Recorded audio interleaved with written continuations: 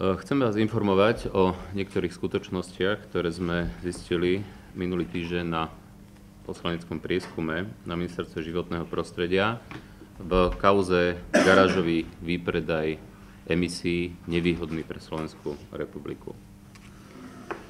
Na tomto poslaneckom prieskume sme okrem iného sa dostali k písomnej dokumentácii, ktorú dostanete k dispozícii, ktorá svedčí o dvoch základných a zásadných veciach. Poprvé svedčí o tom, že garážová firma Interblue má právo a mieni si uplatňovať právo na ďalších 35 miliónov tón emisí za rovnakých nevýhodných podmienok pre Slovensko, ako už dostala 15 miliónov tón. A druhá, toto je vec, ktorá už prenikla na verejnosť. Druhá vec, ktorá zatiaľ zverejnená nebola, je tá, že garážová firma Interblue už odmieta rokovať s Ministerstvom životného prostredia a je ochotná rokovať jedine sprostredkovateľa, teda cez mediátora. Okrem iného to svedčí o tom, že podpredseda vlády Čaplovič nielen vo svojom pôsobení na ministerstve totálne zlyhal, ale naviac ešte klamal verejnosť. Pretože podpredseda vlády Čaplovič tvrdil, že, budem ho citovať,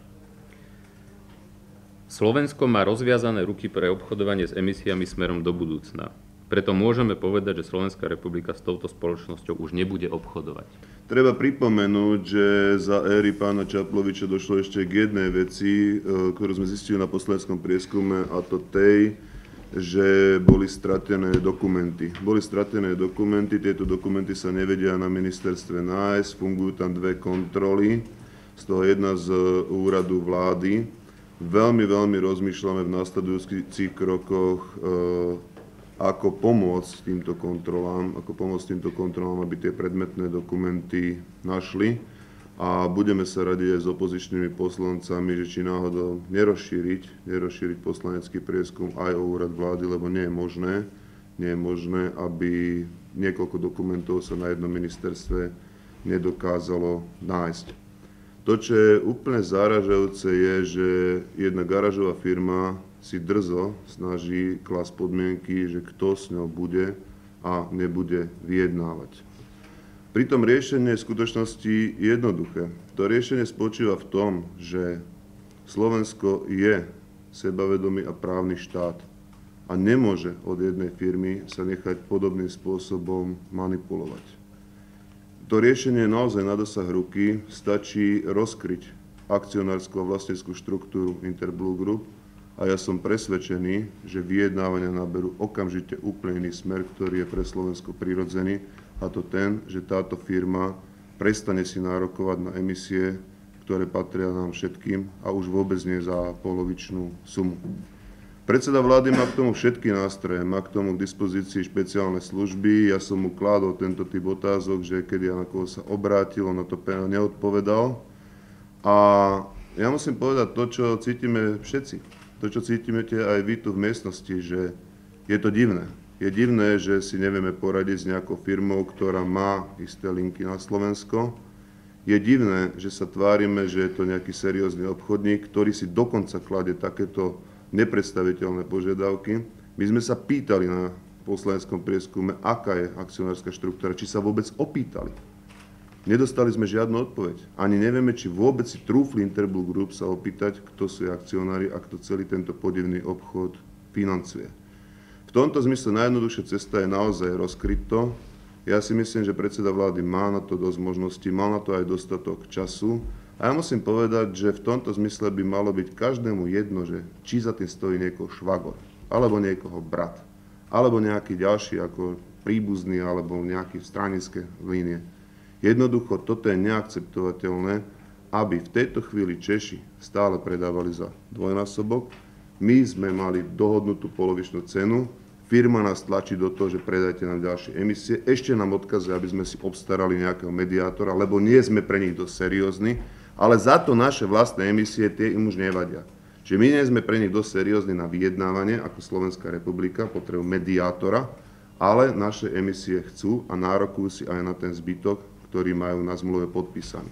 Na ministerstve, ktorom pán Čaplovič za 2 mesiace akurát tak zistil, že nemá ani jeden papier k tomu, ako táto zmluva vznikla. V tomto zmysle sa chcem pripojiť k tej výzve, aby sa pán premiér Fico do toho zapojil.